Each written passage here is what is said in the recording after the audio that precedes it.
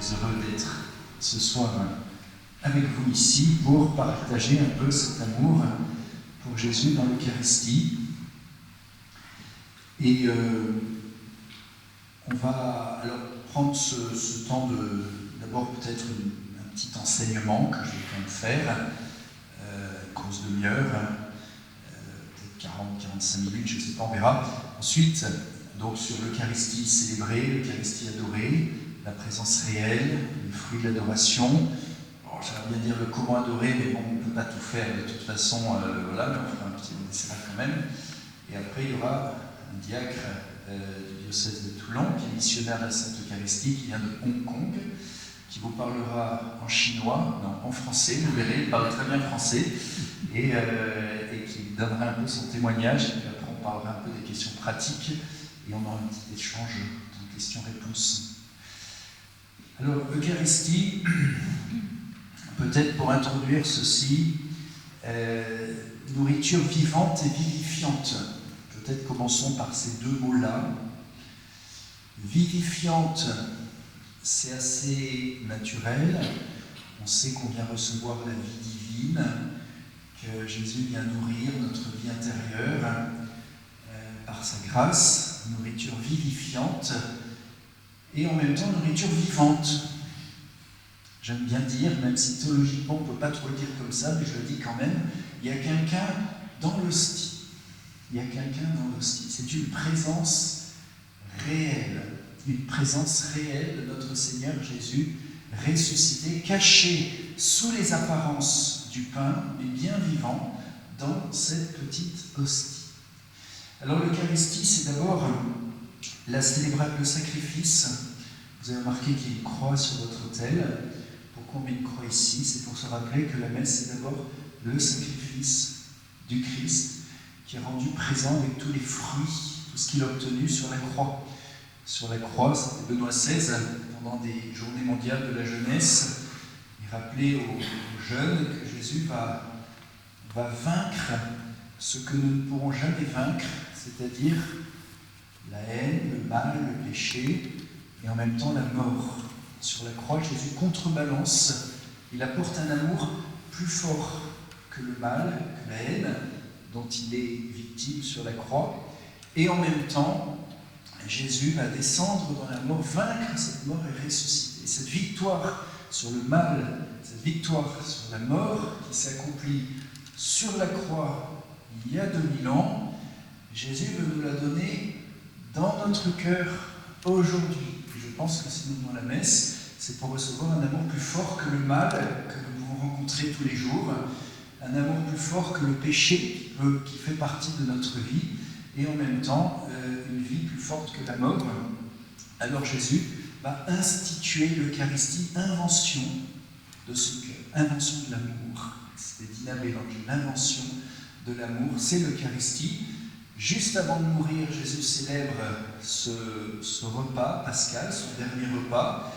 Ceci est mon corps, il prit du pain, ceci est mon corps livré, sacrifié, offert pour vous. Il prend du vin, ceci est la coupe de mon sang, versée par amour jusqu'à la dernière goutte pour vous. Jésus va comme envelopper dans ce dernier repas bien ce qu'il a fait sur la croix.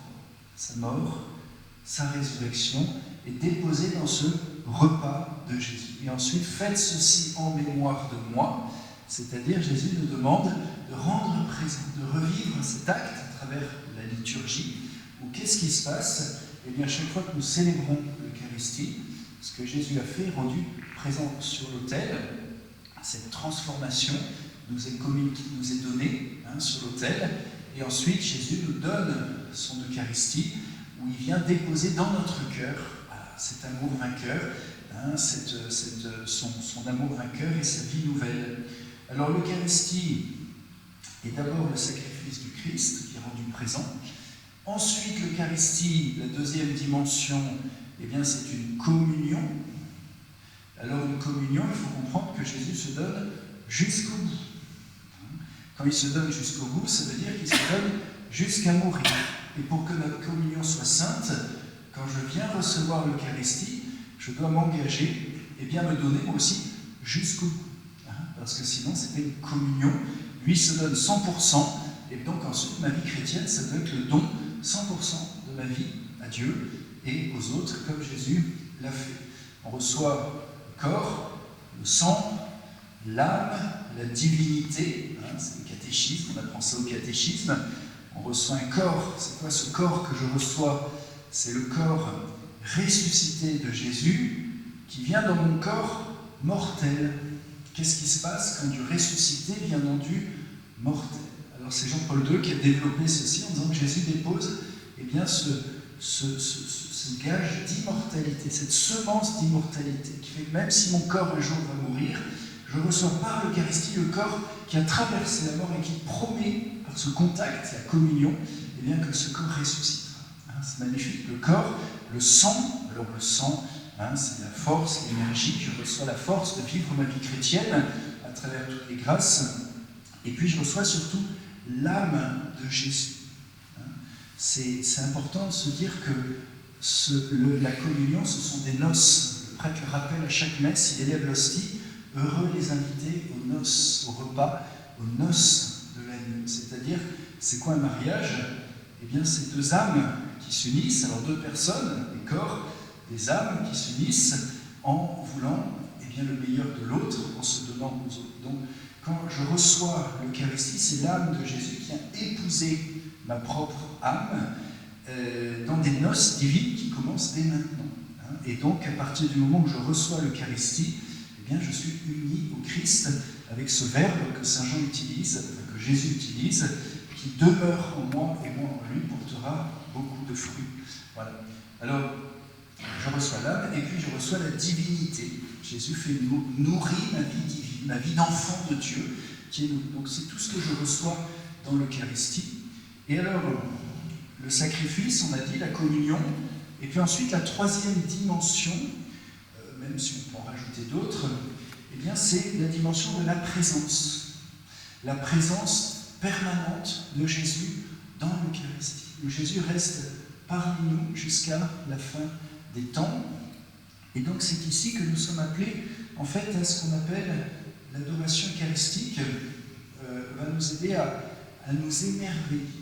À nous émerveiller. C'est une école d'émerveillement devant ce don tellement extraordinaire qu'est la messe, qu'est la communion. Malheureusement, ça peut nous arriver de nous habituer, de tomber dans la routine en venant à la messe. L'adoration, ça va être une école de ferveur, une école d'émerveillement pour être renouvelé dans l'émerveillement de ce que je reçois à chaque messe. Saint Augustin disait, à propos de ce mystère de l'Eucharistie, tout puissant qu'il soit, il n'a rien pu faire de plus grand que l'Eucharistie. Dieu n'a rien pu faire de plus grand que l'Eucharistie.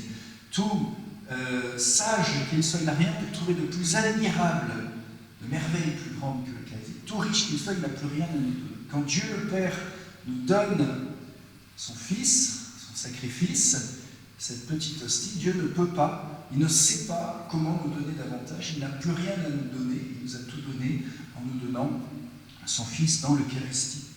Alors, cette troisième dimension de l'adoration, elle trouve déjà son cœur dans la messe. C'est-à-dire, lorsque vous venez à la messe, vous venez adorer Jésus dans l'Eucharistie. Et d'ailleurs, vous avez remarqué à 3 reprises, le prêtre élève bien haut l'hostie. Pourquoi? C'est pas de la gymnastique qu'il fait, mais c'est pour que vous puissiez adorer, regarder. Parce que le regard va susciter, va nous aider à susciter la foi, justement, pour pouvoir désirer celui que nous recevons dans notre cœur. C'est intéressant cette question du regard par rapport à ce qu'on mange. Vous avez remarqué que si on va dans un bon restaurant, très souvent la beauté de ce qui est présenté est importante. Je me souviens quand on était scout, on avait un jeu un peu idiot, on nous bandait les yeux et on nous faisait manger un truc. On disait c'est quoi? Alors c'est pas facile de manger quelque chose les yeux fermés, parce que c'est vrai que ça fait partie déjà au niveau naturel. Au niveau naturel, ça fait partie de la nature, on a besoin de regarder, d'admirer ce qu'on va manger. Au niveau spirituel, l'Église nous dit que la communion spirituelle doit toujours précéder la communion sacramentelle. La communion spirituelle, c'est l'acte de foi. Je crois, Seigneur, je désire, je t'aime, et après je reçois celui que j'ai désiré. Et c'est pour ça que dans le chapitre 6 de Saint Jean, avant de parler de la communion sacramentelle, manger l'hostie, qui mange ma chair, boit mon sang, eh bien Jésus, pendant 20 versets, il nous parle de la communion spirituelle, qui voit le Fils et croit en lui à la vie éternelle, je le ressusciterai au dernier jour. Le côté de voir, de suivre Jésus, de croire en lui. Parce qu'il faut bien comprendre que pour recevoir la grâce de la communion, pour que la communion porte son fruit en nous, et elle ne porte jamais assez de fruits, une communion devrait faire de nous le plus grand saint. Et si elle ne le fait pas, c'est parce qu'on manque toujours de foi, d'espérance, de charité. Et donc c'est pour ça qu'il faut comprendre que ce n'est pas le nombre de communions qui compte, mais c'est l'intensité de ma foi dans cette présence réelle et mon désir de le recevoir qui fait grandir la grâce que Jésus va communiquer à mon âme quand je le reçois dans la communion. Alors c'est pour ça que l'adoration, elle trouve déjà son sommet, on peut dire, à la messe, et l'Église ensuite, et à travers toute sa tradition, nous invite à prolonger. Souvent on dit comme un arrêt sur image, vous savez, un film qui passe à toute vitesse. La messe, c'est toute la vie de Jésus, c'est tous les mystères, tous les trésors de notre foi de l'Église sont condensés dans une demi-heure, si c'est la semaine, 1 heure si c'est le dimanche. L'adoration, c'est une pause, on contemple, on s'arrête. On est au pied de Jésus, on médite. Alors cette adoration est appelée, nous sommes invités à prolonger cette adoration dans le silence de la prière. Alors, je cite un petit témoignage, c'était le pape Benoît XVI, retourné dans sa Bavière natale, et il visitait l'église Sainte-Anne. Vous savez, c'est la grande basilique Sainte-Anne à Altötting. Et on voulait lui montrer la salle au trésor. Alors, on va voir la salle au trésor. Vous savez, les églises allemandes, ce sont des merveilles. Ils ont tout gardé, nous on a tout perdu à la Révolution. Eux, ils n'ont pas eu la Révolution, ils ont tout gardé. Alors il descend, il va voir la salle au trésor qui était nouvellement rénovée. Bon, il est moyennement impressionné par tous les trésors. Et puis ensuite, il remonte dans la nef centrale et il fait une petite homélie, alors que je paraphrase très maladroitement. Il se tourne vers le tabernacle en disant « N'oublions jamais notre seul trésor, pour nous catholiques, le premier trésor, c'est Jésus dans l'Eucharistie. C'est ça notre vrai trésor, c'est la présence réelle de Jésus dans l'Eucharistie. » Alors c'est vrai, Marie-Madeleine, qu'est-ce qu'elle fait? Moi je viens d'une paroisse dédiée à Sainte Marie-Madeleine. Qu'est-ce qu'elle fait lorsqu'elle a rencontré Jésus? Elle va donner son meilleur parfum, 300 deniers, 1 année de salaire, pour honorer Jésus, pour servir Jésus, pour montrer à Jésus combien il aime Jésus. Alors c'est pour ça que l'Église, pour exprimer son amour à Jésus, aime bien, si on le peut, faire du beau, pour justement honorer la présence réelle de Jésus. Puis ces noces divines, combien de fois on célèbre des mariages? Normalement, les époux choisissent la plus belle bague lors de fiançailles, et ensuite surtout de mariage, pour exprimer l'intensité de l'amour. Mais ce qui compte bien sûr, c'est pas le trésor matériel, mais c'est la présence réelle de Jésus au Saint-Sacré. Un jour, j'étais à Lille, on lançait l'adoration perpétuelle. Et alors j'étais interviewé à RCF, vous connaissez RCF, je pense. Alors il y avait une jeune stagiaire qui m'interviewait, je pense qu'elle n'avait pas fait beaucoup de théologie, et elle me dit, mon père, alors en direct, mais est-ce que l'adoration du Saint-Sacrement, c'est pas comme l'adoration du veau d'or? Alors là, vous êtes en direct sur RCF, vous dites, bon, on va prendre son souffle, on respire un peu. Alors je lui dis, écoutez, si vous adorez l'ostensoir qui peut être en or, qui est souvent même en or, alors oui, c'est l'adoration du veau d'or. Mais si vous adorez celui qui est dans l'ostensoir, c'est le verbe montrer, exposer, et bien là, dans ce cas-là, c'est le premier commandement. Tu adoreras le Seigneur, à lui seul, tu rendras un culte. C'est Jésus qui le rappelle au démon, parce que le démon, il comprend les choses à l'envers. Il pensait que c'était lui qui devait être adoré. Et Jésus lui rappelle que c'est Dieu seul qui doit être adoré. Alors, l'adoration dans la Bible, il y a, vous savez, on a ces deux étymologies. On a alors l'étymologie grecque, proskunesis, c'est littéralement cette soumission émerveillée devant la majesté de Dieu. C'est l'adoration de l'Ancien Testament, l'adoration de Moïse. Il voit le buisson ardent, Dieu il se prosterne, il enlève ses sandales, il est devant la présence divine. On voit dans l'Apocalypse les rois de la terre, ils jettent leur couronne au pied de Jésus. C'est beau, c'est dire tout ce que j'ai, tout ce que je suis, toute ma personne, mes dons, tout ça, au pied de l'agneau. Au pied de l'agneau. L'agneau, c'est Jésus dans l'Eucharistie, on le voit dans le prêtre le rappelle à chaque messe. Alors, il y a cette dimension on peut dire, le premier devoir de justice. Aujourd'hui, on parle beaucoup de justice sociale, il faut, mais d'abord, il y a la justice divine.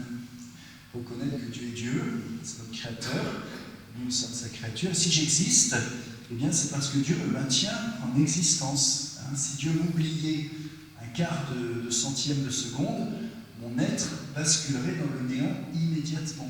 Tant que j'existe, tant que je suis là, pareil pour cet bon, pour tout, eh bien, c'est Dieu qui est l'être par excellence, le créateur de tout, et c'est lui qui me maintient en existence. Le premier devoir dans la Bible, au fond de la Bible, enfin, les premiers textes, eh bien, c'est le devoir de la créature de reconnaître qu'il est un créateur et de lui rendre un hommage, un culte, une adoration, une vénération, parce que c'est Dieu qui nous maintient en vie. Nous, les chrétiens, on a reçu ensuite Jésus, on va un peu plus loin. Ça, c'est l'adoration, on va dire, en général. Les musulmans font ça aussi.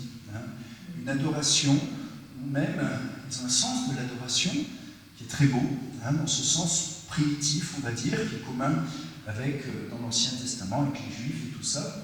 Voilà. Mais ensuite, Jésus il a dit, je suis le chemin, la vérité et la vie, nul ne vient au Père sans passer par moi. C'est-à-dire qu'avec Jésus, on découvre que pour adorer le Père, il faut passer par Jésus. Et je ne peux pas adorer le Père sans passer par Jésus. Il y a une exclusivité même que Jésus nous donne dans l'Évangile.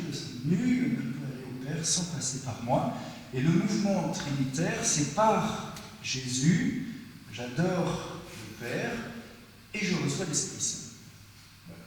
Par Jésus, à toi Dieu le Père, dans l'Esprit Saint. C'est toujours ce mouvement. C'est Jésus qui est venu me chercher, qui me conduit au Père, qui me donne son Esprit Saint et qui m'envoie ensuite vivre ma mission de chrétien quand j'ai reçu sa grâce de rédemption. Alors l'adoration chrétienne, c'est par Jésus, j'adore le Père. Et ensuite, il y a ce qu'on appelle, et toute la vie de Jésus, c'est une vie d'adoration de Dieu. Et alors, l'adoration eucharistique, eh bien, c'est se dire que cette adoration de Jésus il y a 2000 ans, Jésus la laisse ici au tabernacle pour son Église, pour nous, pour que nous puissions en fait entrer, vous voyez, dans cette adoration de Jésus, où c'est Jésus qui vient prendre ma prière, ma foi, mon désir, mon cœur, et c'est lui, Jésus, qui saisit ma propre personne, qui la conduit au Père et qui me donne l'Esprit Saint. C'est la prière eucharistique. Quand vous écoutez la liturgie, c'est toujours même la doxologie. On élève aussi par lui, là, Jésus, dans la petite hostie. À toi, Dieu le Père, c'est Jésus qui me prend, qui prie pour moi dans l'Eucharistie, qui est vivant dans l'Eucharistie, qui prend ma propre prière, qui la conduit au Père et qui me donne l'Esprit Saint. Alors, en d'autres mots, voilà, Jésus laisse son adoration. Quand je viens adorer le Saint-Sacrement, alors d'abord à la messe, mais ensuite, de manière continue, si je prolonge cette adoration, eh bien, il faut se dire que Jésus prie pour moi. Il y a ce mouvement, cette prière de Jésus qui monte, et je vais simplement rentrer, laisser Jésus me conduire au Père. Alors l'image qui donne, une image beaucoup plus simple, c'est l'image du bon berger. Quand le bon berger a trouvé sa brebis perdue, blessée, égarée, il s'abaisse, c'est l'image de l'incarnation, il prend sa brebis, la met sur ses épaules, il la conduit dans la maison, la bergerie, dans la maison du Père, pour la guérir, la soigner et la remettre debout et la renvoyer. Alors, c'est pour ça qu'on dit souvent qu'avant d'évangéliser, il faut se laisser évangéliser. Et d'abord, on peut dire c'est ça l'adoration. Avant d'aller parler des merveilles que Dieu a faites dans ma vie ou d'annoncer la bonne nouvelle, on a besoin d'abord de se laisser sauver, guérir, relever, consoler. Et c'est vrai que l'adoration, alors, vous savez, je peux prendre ce témoignage, Saint Damien de Molokai, l'apôtre des lépreux. C'est un très beau témoignage. Au XIXe siècle, il va évangéliser, c'est un Belge, dans l'archipel d'Hawaï, là-bas. Et puis un jour, il apprend que ceux qui sont atteints de la lèpre sont condamnés à aller mourir dans des conditions de misère déjà physique, il n'y a aucun soin, mais ensuite misère morale, pas d'ordre, c'est le chaos, et misère spirituelle, il ne connaissait pas Dieu, d'aller mourir dans cette île de Molokai, l'île de non-retour. Vous ne pouvez que y aller, on ne revenez pas. Et donc il demande à ses supérieurs eh bien, d'y aller en tant que prêtre. Je ne peux pas laisser ces gens comme ça, dans ces conditions-là. Et donc, les supérieurs étaient réticents parce qu'ils savaient bien qu'ils ne reviendraient pas, qu'ils seraient tôt ou tard touchés par la lèpre et qu'ils mourraient de la lèpre. Et donc, finalement, il y va. Et qu'est-ce qu'il fait? Eh bien, il va justement apporter le Christ à tous ces lépreux. Et il y a beaucoup de lettres, justement, il célèbre la messe, qui quelques lépreux qui l'assemblent. Et ensuite, il organise cette adoration perpétue. Jour et nuit, les lépreux venaient expérimenter cet amour de Jésus au Saint-Sacrement. Se laisser toucher par la présence de Jésus ressuscité, qui ne les a peut-être pas guéris de leur propre lèpre, mais qui les a consolés, qui les a relevés, et qui leur a donné cette grande espérance. Et alors il écrit ceci: c'est au pied de l'autel que nous trouvons la force nécessaire dans notre isolement. Sans le Saint-Sacrement, une position telle que la mienne ne serait pas soutenable, mais ayant notre Seigneur à mes côtés, je continue d'être content, gai. Avec cette gaieté de cœur, le rire sous mes lèvres, je travaille avec zèle au bien des pauvres malheureux lépreux, et petit à petit, sans trop d'éclat, le bien se fait. Jésus au Saint-Sacrement est le plus tendre des amis, avec les âmes qui cherchent à lui plaire. Sa bonté, c'est de se proportionner à la plus petite de ses créatures comme à la plus grande. Ne craignez donc pas dans des conversations solitaires de l'entretenir de vos misères, de vos craintes, de vos ennuis, de ceux qui vous sont chers, de vos projets, de vos espérances. Faites-le avec confiance et à cœur ouvert. Alors c'était son petit témoignage. Après, il a fait sa vie, puis bien sûr, il est mort saint, l'odeur de sainteté, au service des lépreux sur cette île. Mais tout ça pour rappeler que Jésus, combien de fois il disait « Venez à moi, venez à moi, vous tous qui avez soif ».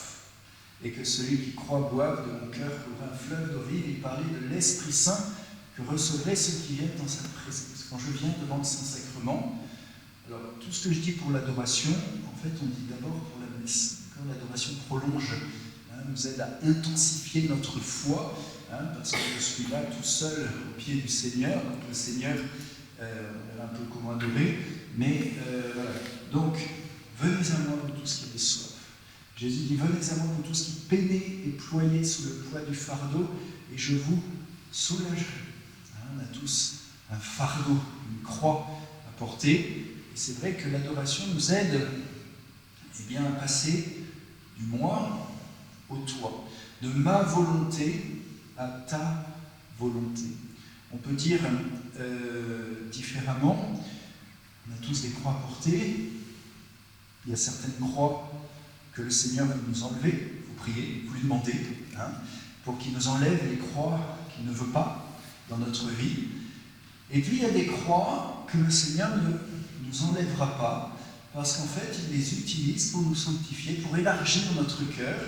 Et donc l'adoration, va être cette école de, je dis d'émerveillement, maintenant je dis de ferveur, qui nous apprend aussi non seulement à prier, mais aussi à accepter la volonté de Dieu, à accepter tout simplement notre vie telle qu'elle est.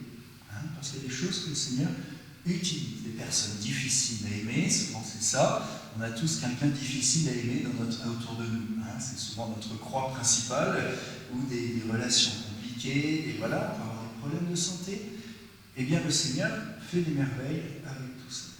Et alors, ici, l'adoration, eh bien c'est ce lieu où je vais pouvoir déposer mon fardeau, et le Seigneur eh bien, va m'aider à accepter ce qu'il veut me laisser, parce qu'il y a des choses qu'il me laissera toujours, difficiles à porter, mais des croix qui peuvent devenir lumineuses lorsque je les vis avec Jésus, et en même temps des choses que le Seigneur veut guérir dans mon cœur, des libérations, des guérisons, tout ce que Jésus a fait dans l'Évangile, eh bien Jésus le prolonge pour moi, parce qu'il est bien vivant dans l'Eucharistie. On dit souvent, les théologiens disent que l'Eucharistie est l'extension de l'incarnation. Vous voyez, l'incarnation, c'est cette vie de Jésus, ce qu'il a fait il y a 2000 ans, sa vie sur terre. Eh bien, cette incarnation, Jésus la prolonge dans l'Eucharistie.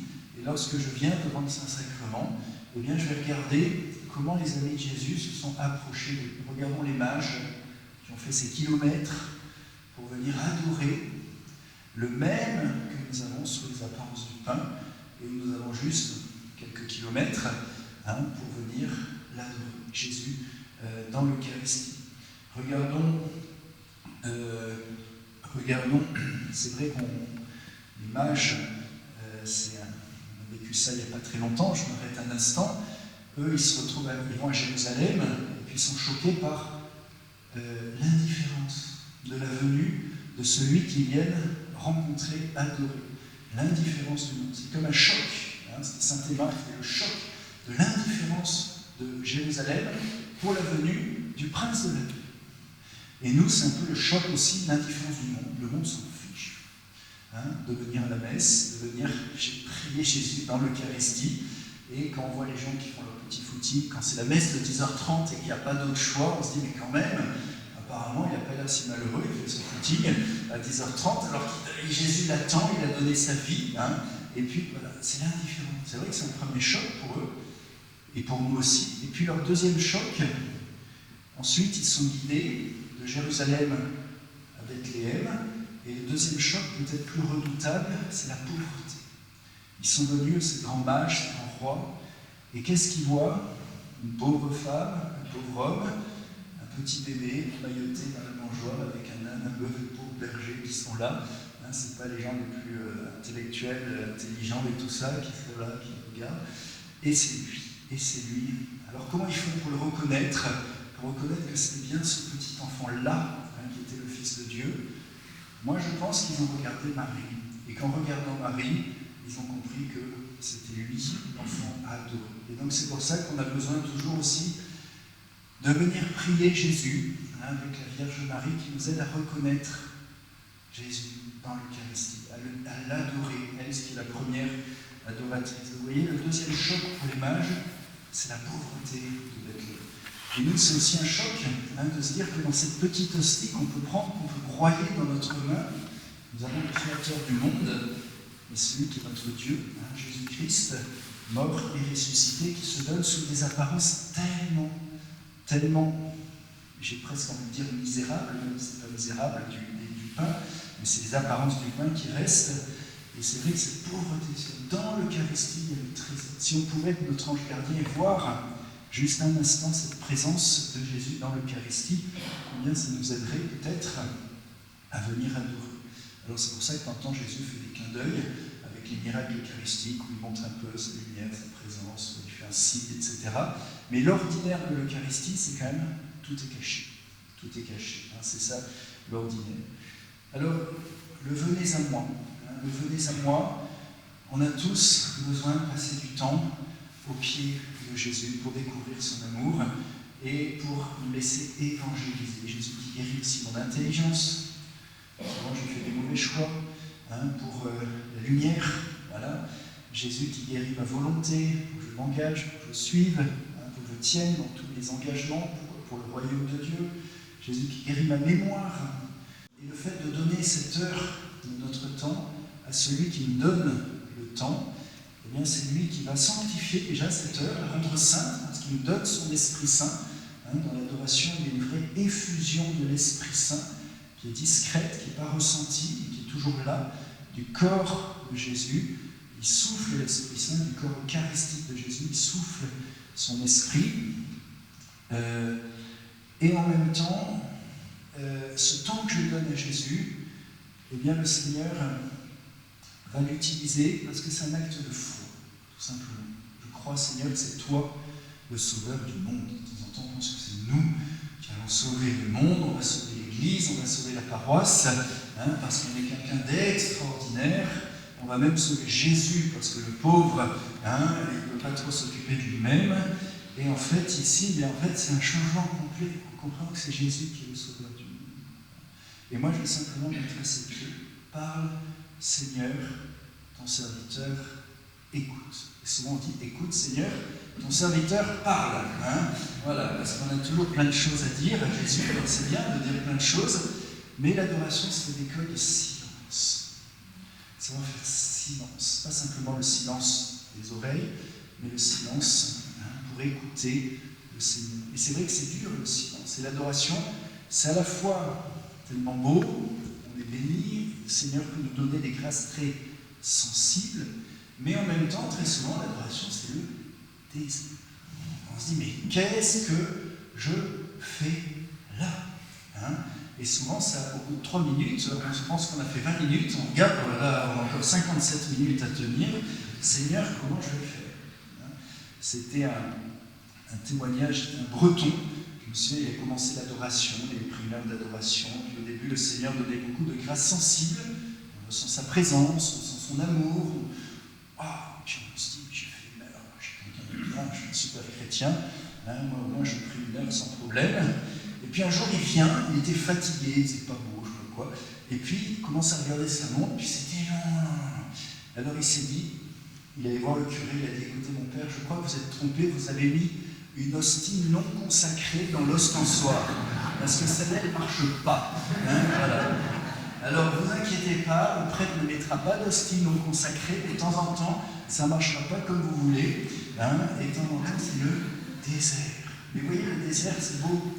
Le désert, on le sait, plus on creuse, il faut creuser, et plus on creuse, plus à un moment, on va de toute façon toucher, atteindre l'humilité et puis l'eau. Et dans notre vie chrétienne, il faut toujours creuser. Il faut toujours creuser, et on a besoin, et bien de temps en temps, de passer par parce que c'est l'école du désir. Vous voyez, c'est la ferveur encore, c'est la foi.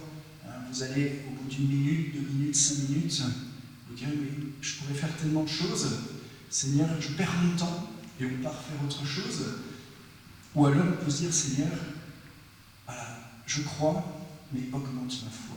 Et chaque fois que vous dites ça, eh bien le Seigneur aiguise, approfondit, affermit votre foi pour qu'ensuite, quand vous venez le recevoir dans l'Eucharistie, ça sera une communion différente, plus profonde, et en même temps, la foi, eh bien, grandit.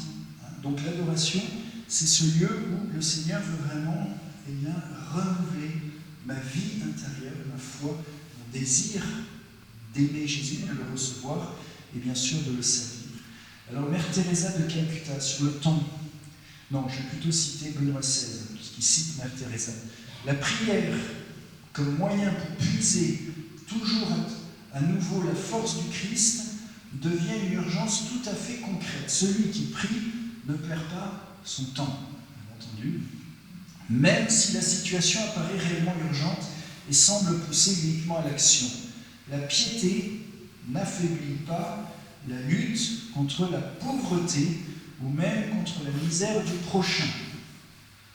La bienheureuse Teresa de Calcutta est un exemple particulièrement manifeste que le temps consacré à Dieu dans la prière non seulement ne nuit pas à l'efficacité et à l'activité de l'amour envers le prochain, mais en est en réalité la source inépuisable.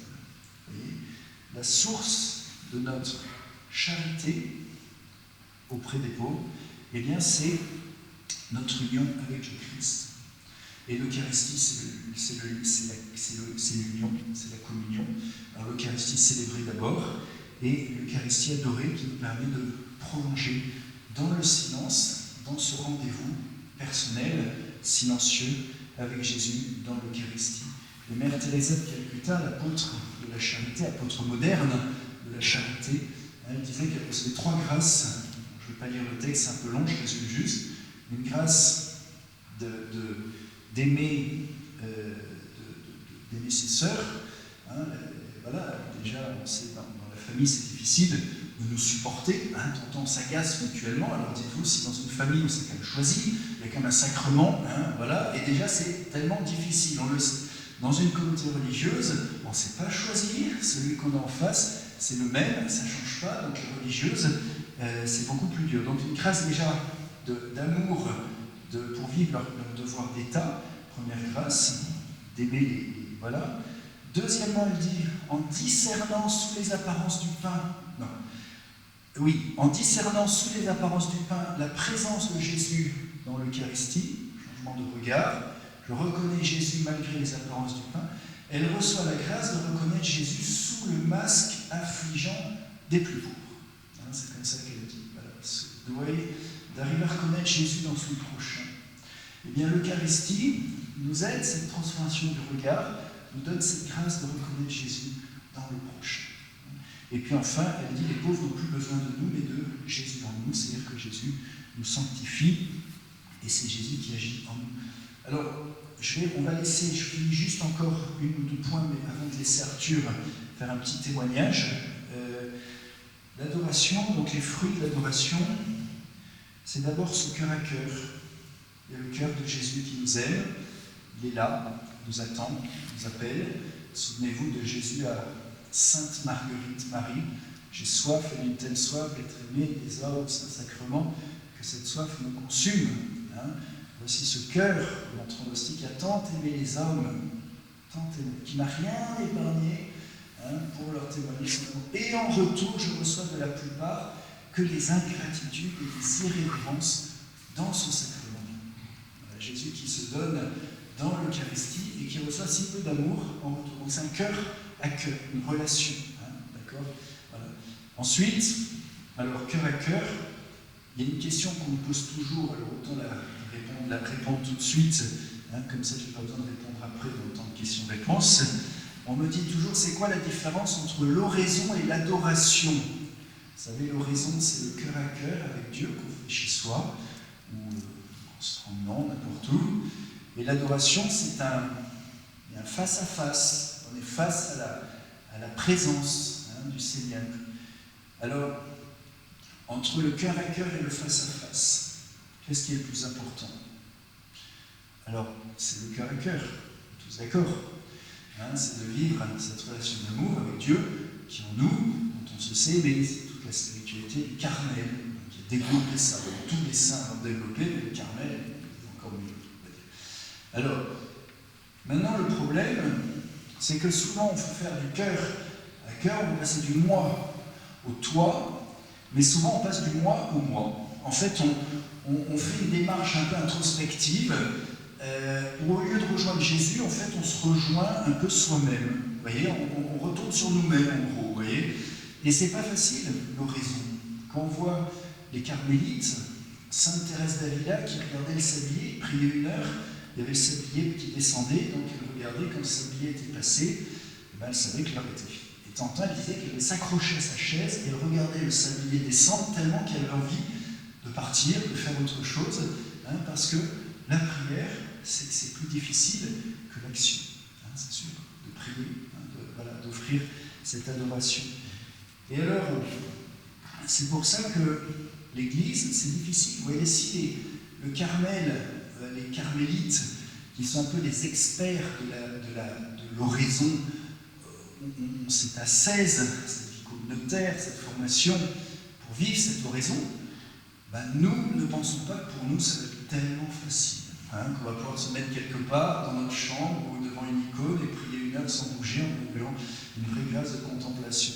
Et donc c'est pour ça que l'Église nous invite au face à face. Parce qu'en fait, le face à face de l'adoration va nous aider à vivre un cœur à cœur. Parce que vous comprenez que dans la psychologie humaine, quand on parle à quelqu'un, on est face à une personne qui nous regarde, qui nous parle, il répond, il écoute. Voilà, c'est comme ça qu'on fonctionne. Mais c'est difficile de parler à celui qui est dans mon cœur, que je n'entends pas, je ne vois pas, je ne sens pas. Est-ce qu'il m'écoute, est-ce qu'il m'entend? Voilà. Et donc c'est pour ça que le face-à-face de l'adoration eh bien, nous est donné par l'Église comme étant un moyen, c'est pas le seul, c'est pas l'unique, loin de là, hein, mais un moyen pour vivre en fait un vrai cœur à cœur avec celui qui est dans mon cœur. Quand vous êtes face à l'Eucharistie, en fait c'est dans votre cœur que ça se passe, mais ce face à face, eh bien, nous aide à vivre cette relation d'oraison pour qu'ensuite ma vie puisse se prolonger de par l'oraison. Hein, donc c'est pas, ça s'oppose pas. D'accord ? En fait, l'adoration m'aide à vivre l'oraison. Donc cœur à cœur. Ensuite, la grâce d'Église, c'est une paroisse qui témoigne, une paroisse qui expose le Saint-Sacrement. C'est ce qu'on souhaite faire ici. Alors avec tous les clochers, voilà. Avoir un lieu, alors est-ce que ce sera un lieu, 2 lieux, 3 lieux, on verra, c'est le curé qui décidera ça tranquillement, hein, en priant, mais de montrer que on croit qu'il y a quelqu'un ici. Et s'il y a quelqu'un ici, et qu'en plus c'est notre Seigneur, eh bien on a envie d'aller passer un peu de temps avec lui. Hein, mais de dire on croit qu'il est vivant, qu'il nous aide, mais on ferme le tabernacle, on ferme l'église, et on se met devant la télé à regarder un film. Alors c'est bien de regarder des films devant la télé, mais il y a quand même mieux que la télévision ici. Alors c'est vrai que, vous voyez, on est dans la culture des écrans. C'est quoi un écran? Un écran de télé, c'est l'image et du son. Et ça crée des sensations. Et tentant, on augmente le volume, et ça crée encore plus de sensations. On augmente la taille de l'écran.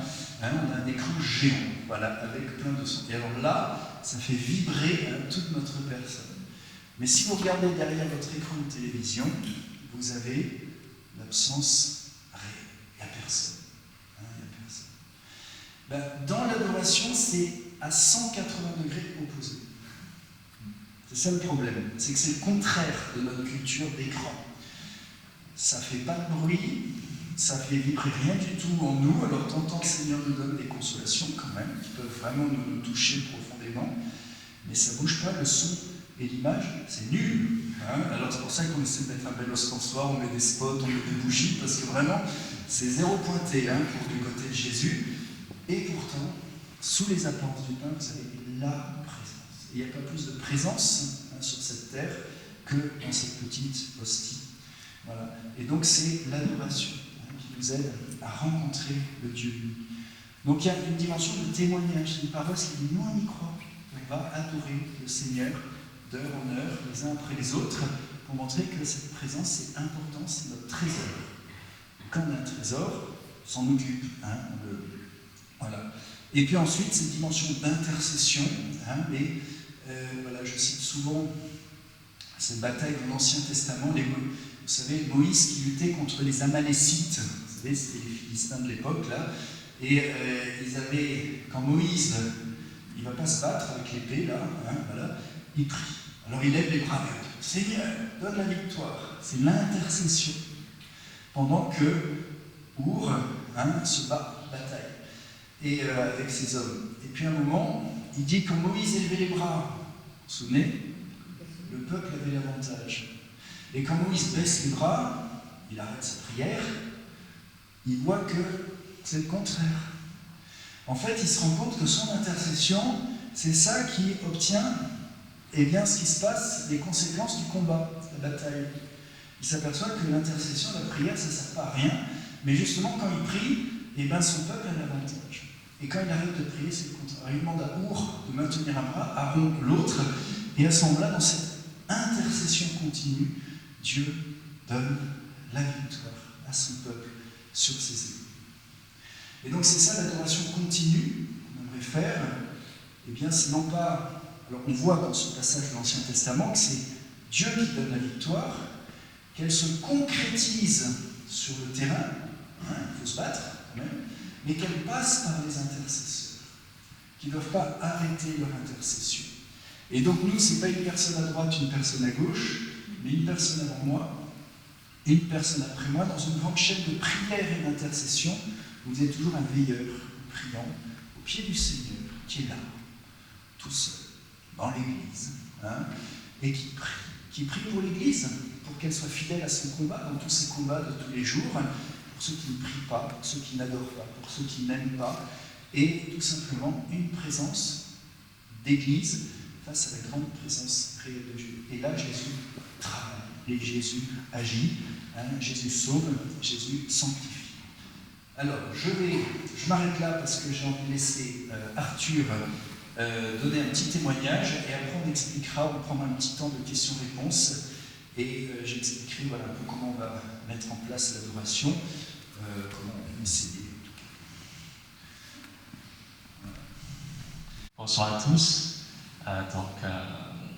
Comme le Père Fleury m'a présenté, je m'appelle Arthur, je suis diacre, un nouveau diacre, jeune diacre, depuis 2 mois. Donc, à un moment, je serai prête bientôt, dans quelques mois, si Dieu le veut. Et ça fait 4 ans que je suis en France, donc je fais partie de la communauté que le Père Fleury a fondée à Fréjus-Toulon. C'est une joie, vraiment une joie pour moi de pouvoir être là avec vous pour témoigner de tout ce que le Seigneur a fait dans ma vie, particulièrement à travers l'Eucharistie, sa présence réelle. Donc, moi, en fait, je grandis dans une famille catholique, mais pas pratiquante. Mes parents m'ont fait baptiser quand j'avais 3 ans, avec mon petit frère. Mais toute mon enfance, en fait, moi, je n'avais pas beaucoup de chance de fréquenter l'église. Je n'avais pas appris à prier, je ne savais rien en fait par rapport à la foi. Mais grâce à ce don de baptême, je suis entré dans une école catholique quand j'avais 12 ans.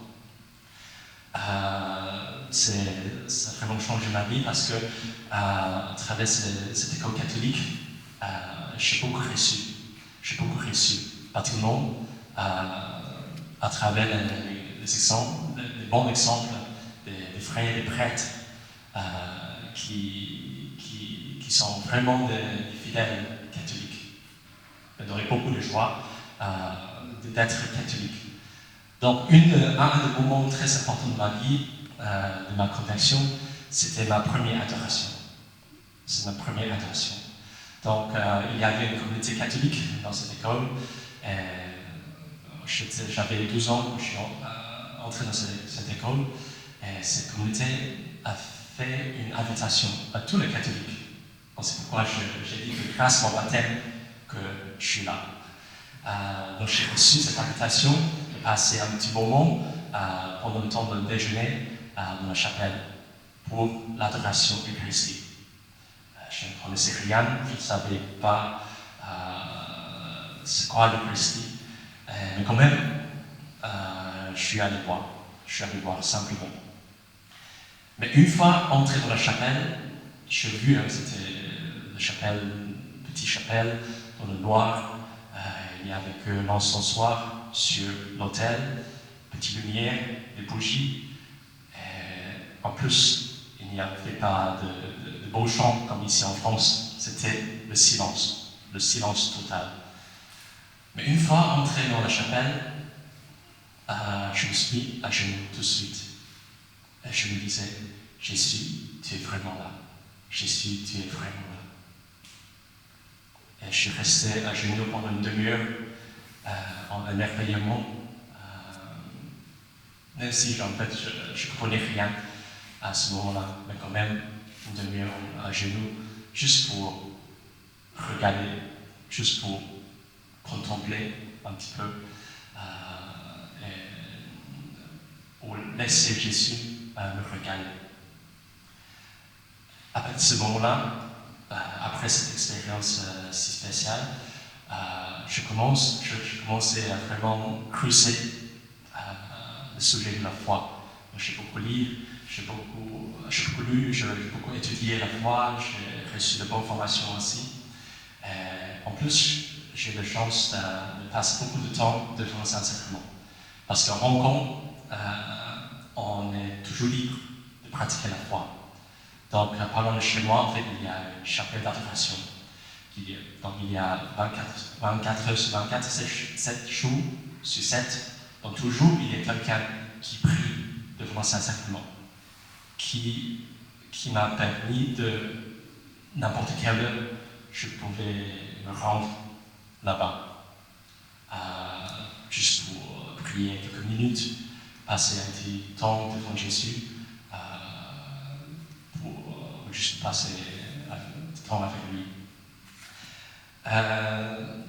Donc, on saute un petit peu. Après toutes ces expériences-là, comme tous les amoureux, en fait, tous les amoureux, une fois on est tombé amoureux avec quelqu'un, il y a deux choses qu'on peut faire. Le premier, c'est de passer du temps avec l'autre. La deuxième chose, c'est de penser à l'avenir. Qu'est-ce qu'on va faire ensemble dans le futur? Donc pour moi, c'est pareil. Ma vocation avec Jésus, c'est pareil. Je voulais passer plus de temps avec lui, activement, avec sa présence dans le Saint-Sacrement. La deuxième chose, j'ai commencé à me poser la question sur ma vocation aussi. Qu'est-ce que je veux faire avec Jésus? Qu'est-ce que Jésus, tu veux de moi? Et après, je passais pas mal de temps à demander, à frapper. Mais comme d'habitude, il reste en silence. Il reste en silence. Donc, je n'avais pas beaucoup de patience, donc je voulais faire un raccourci. Donc, j'ai passé par Marie. C'est toujours efficace de passer par Marie. Donc, c'est pour cela j'ai décidé de faire une consécration à Marie.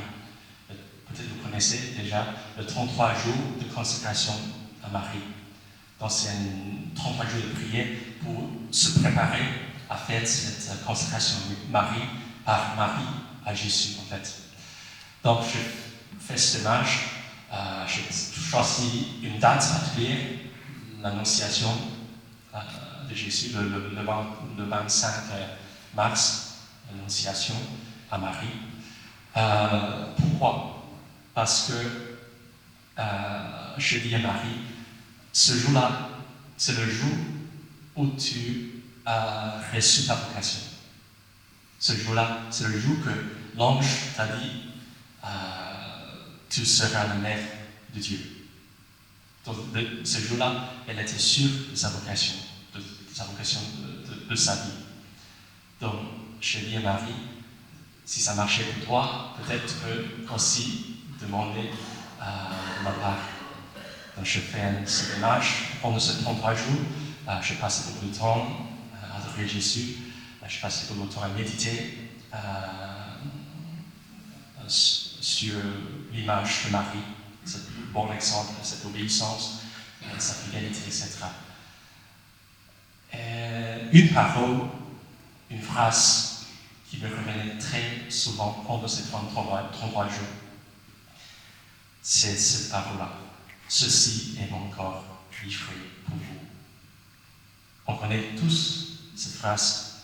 Et pour moi aussi, depuis mon retour à la foi, j'entends cette phrase presque toutes les semaines et après tous les jours, quand j'allais à la messe tous les jours quotidiens.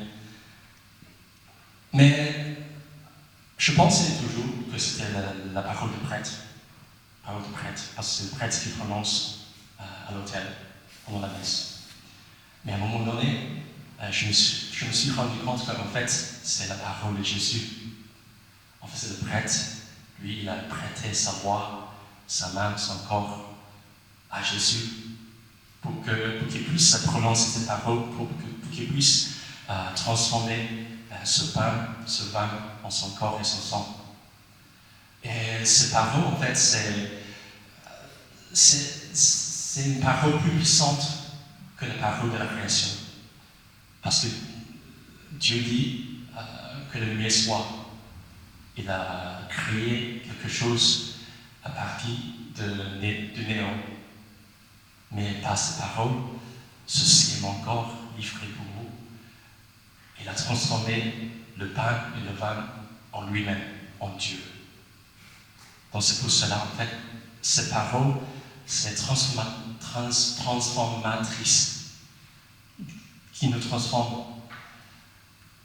Et ensuite, j'ai découvert aussi qu'en fait, ces paroles, ça appartient à Jésus, ça appartient au prêtre, mais en plus, ça appartient à Marie aussi. Parce que, par cette réponse de Marie, voici la servante du Seigneur, qui me soit fait selon ta parole. parole. En fait, c'est sa manière de dire « Ceci est mon corps livré pour vous, pour Dieu, pour le Seigneur. » Parce qu'elle a donné son corps, elle a donné sa vie pour Dieu, pour la volonté de Dieu. Ensuite, j'ai découvert qu'en fait, tous les saints, ils sont faits de même, de différentes manières. Ceci est mon corps, je donne ma vie pour la sanctification du monde, pour la volonté de Dieu.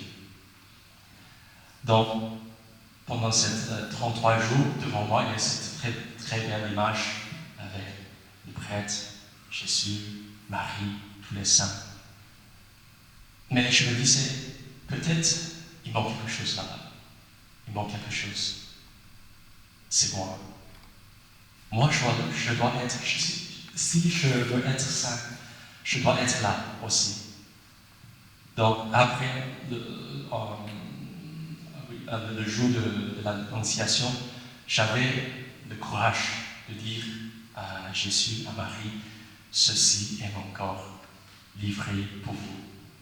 Si tu veux, si Jésus tu le veux, je veux bien aussi être prête peut-être un jour pour donner mon corps, ma vie, tout ce que j'ai reçu pour servir à l'autel. À l'autel duquel j'ai beaucoup reçu, j'ai tout reçu. Donc c'est pour cela je suis là, maintenant comme diacre, en service de l'Église, en service patrimonial de l'Eucharistie, Jésus, Seigneur Jésus, vraiment, qui est vraiment là. Donc, ce témoignage, je rends grâce à Dieu pour tout ce qu'il a fait dans ma vie. Et je vous invite aussi à découvrir ensemble cette merveille devant nous. Jésus, qui est si proche de nous, qui nous aime et qui nous attend. Merci. Merci.